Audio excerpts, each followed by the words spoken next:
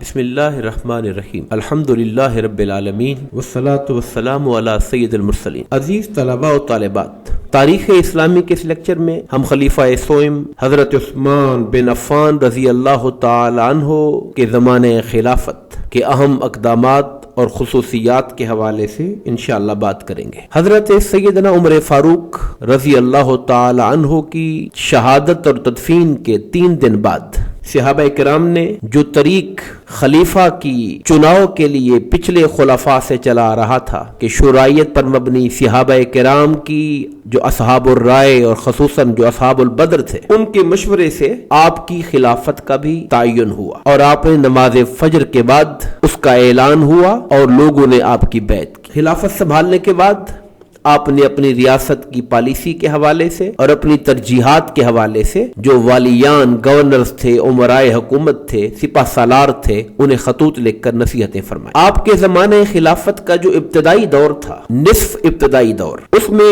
کثیر تعداد میں اللہ تعالیٰ نے مسلمانوں کو فتوحات دی، جس کے اندر اس زمانے کا جو یورپ تھا، روم جسے ہم کہتے ہیں، ملک روم، اس کا ایک بڑا حصہ فتح ہوا، اور اس کے علاوہ اسلامی فتوحات جو حضرت عمر فاروق رضی اللہ تعالیٰ عنہ کے زمانے کے اندر ہی اس زمانے کی 2 سپر پاور ایران اور روم کی شکل میں مسلمانوں کے تسلط میں آ چکے تھے اور زیر دست ہو گئے تھے۔ اب یہ سلسلہ اور بھی آگے گیا اور خراسان تک کا علاقہ جو آج کل کی افغانستان اور ہمارے بلوچستان کے ایک حصے پر مشتمل تھا، وہ بھی آپ ہی کے زمانہ خلافت کے اندر فتح ہوا اور اسلامی مملکت کی قلمرو میں داخل ہوا۔ 26 ہجری میں حضرت سیدنا عثمان غنی رضی اللہ تعالی عنہ نے مسجد حرام کے اندر توسیع کی۔ حاجیوں کی ضروریات کو پورا کرنے کے لیے مسجد حرام کے اندر مزید وسعت پیدا کی گئی۔ اسی سال میں اہل مکہ نے آپ سے درخواست کی کہ جو پرانی بندرگاہ ہے شعیبیہ، وہ ضرورتیں پوری نہیں کر رہی، اس کی جگہ ایک نئی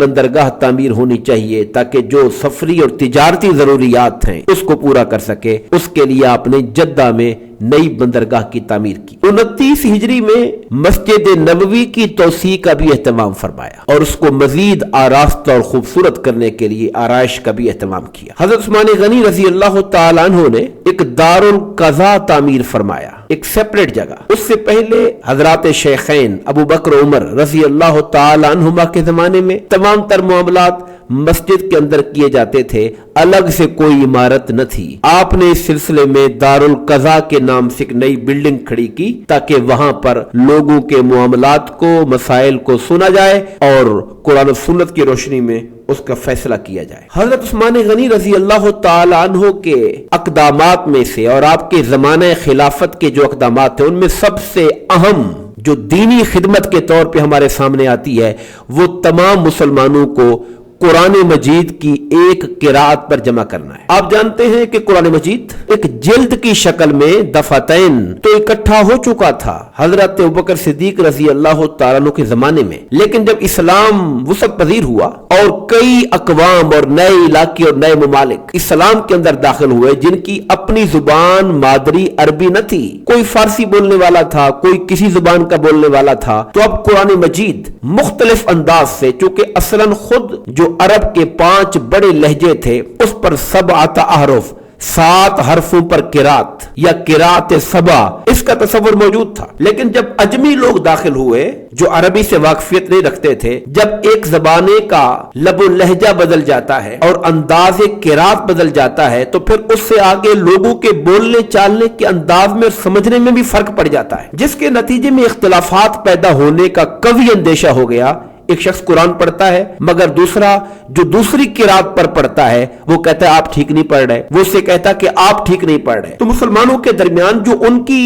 بنیادی کتاب ہے وحی الہی پر مشتمل قرآن مجید، اس کے اوپر ہی اگر اختلاف پیدا ہو جاتا اور مسلمان ایک دوسرے کو غلط قرار دینا شروع کر دیتے تو اسلام کو سخت نقصان پہنچنے کا اندیشہ تھا۔ آپ نے بر وقت اس کا نوٹس لیا اور قرآن مجید کو باقاعدہ ایک قرات جو قرات قریش تھی، جو کہ قرات قریش ہی پر قرآن نازل ہوا، چونکہ حضور نبی کریم خود قریشی فرد میں ایک فرد تھے، قبیلہ قریش کے ایک فرد تھے، تو اس قرات پر جمع کیا اور آپ نے اس کی مختلف کاپیز کرا کر اس کے نسخے بنا کر تمام مسلمانوں کے جو بنیادی اور مین مقامات تھے وہاں تک پہنچائے اور لوگوں کو اس بات کا پابند کیا کہ قرآن مجید کی تلاوت اب اسی ایک قرات پر کی جائے گی اور باقی قراتوں کو ممنوع قرار دی. آپ نے اپنے زمانہ مبارک میں جو دینی ذمہ داریوں پر لوگ تھے خصوصاً مؤذنین حضرات ان کی تنخواہوں کا بھی تقرر کیا. سرکاری جانوروں کے لیے چراگاہیں مخصوص کی گئی تاکہ وہ وہاں پر جائیں اور وہاں پہ گورنمنٹ کی جو عملداری ہے اور گورنمنٹ کے جو متعین کردہ چرواہے ہیں وہاں پہ ان جانوروں کی سیکیورٹی کا انتظام ہو, ان کا خیال رکھا جائے اور ان کے لیے کھانے پینے کا الگ سے انتظام ہو. مالی معاملات کے حوالے سے حضرت عثمان غنی رضی اللہ تعالیٰ عنہ نے زکوٰۃ کی وصولی اور اس کی تقسیم کے نظام کے اندر کچھ اصلاحات. اس سے پہلے زکوٰۃ صرف حکومت وصول کیا کرتی تھی, بیت المال کے اندر اسے جمع کیا جاتا تھا اور پھر گورنمنٹ اپنی پالیسی کے مطابق اس کو تقسیم کرنے کا نظام بنایا کرتی تھی. حضرت عثمان غنی رضی اللہ تعالیٰ عنہ کے زمانے کے اندر مسلمانوں کے پاس اللہ تعالیٰ کے فضل و کرم اور فتوحات کے نتیجے میں مال و دولت کی کثرت ہو گئی تھی اور اسٹیٹ از خود ان تمام چیزوں کو اپنے ہاتھ میں لینے کی بجائے آپ نے یہ پالیسی بنائی اگر لوگ اپنے طور پہ زکوٰۃ نکالنا چاہیں اور اپنے رشتہ داروں میں جو فقراء و مساکین ہیں, اپنے اہل محلہ میں قریبی لوگوں میں جو فقراء و مساکین ہیں, اگر ان کو دینا چاہے تو ریاست اس بات کا حق انہیں دے رہی ہے. آپ نے اپنے دور میں پولیس کا ایک سسٹم قائم کیا. نظام اگرچہ پہلے سے موجود تھا عمر فاروق رضی اللہ تعالیٰ عنہ کے زمانے سے, مگر آپ نے اس کے اندر مزید وسعت پیدا فرمائی اور علاقائی سطح پر اور تمام جو یونٹس تھے وہاں پر ایک باقاعدہ سسٹم متعین کیا تاکہ ایک معاشرے کے اندر ڈسپلن قائم کیا جا سکے اور اگر کوئی شر پسند ہے تو اس کو شر پسندی سے روکا جا سکے. آپ نے اپنے دور حکومت میں زمینوں اور اراضی کی شخصی ملکیت کا بھی ایک قانون بنایا. اس سے پہلے عمر فاروق رضی اللہ تعالیٰ عنہ چونکہ اسلام کی فتوحات کا زمانہ تھا اور نئے نئے ممالک اور علاقے فتوحات میں شامل ہو رہے تھے تو آپ نے شخصی ملکیت پہ اوپر بین لگایا ہوا تھا اور آپ نہیں چاہتے تھے کہ مسلمانوں کے اندر بڑے بڑے جاگیردار پیدا ہو جائیں. ایک ملک کو فتح کرنے کے لیے اگر چند ہزار کا لشکر گیا اور سارے کے سارے ملک کی اراضی کو اگر اسی لشکر کے سپاہیوں کے درمیان ہی بانٹ دیا جاتا تو بڑی بڑی جاگیرداریاں پیدا ہوتی اور جو باقی مسلمان تھے جو جنگ میں شریک نہیں ہو سکے تھے وہ محروم رہ جاتے. اس وقت اس کے اوپر پابندی رکھی گئی. مگر بعد ازاں جب مسلمانوں کے پاس مالی وسعت پیدا ہو گئی اور اسلامی فتوحات کے نتیجے میں اور مسلمانوں کی معیشت کی مضبوطی کے نتیجے میں انڈیویجولی انفرادی طور پر مسلمان مضبوط ہو گئے تو اب شخصی ملکیت کے حوالے سے لچک پیدا کی گئی اور سہولتیں دی گئی. عہد عثمانی کے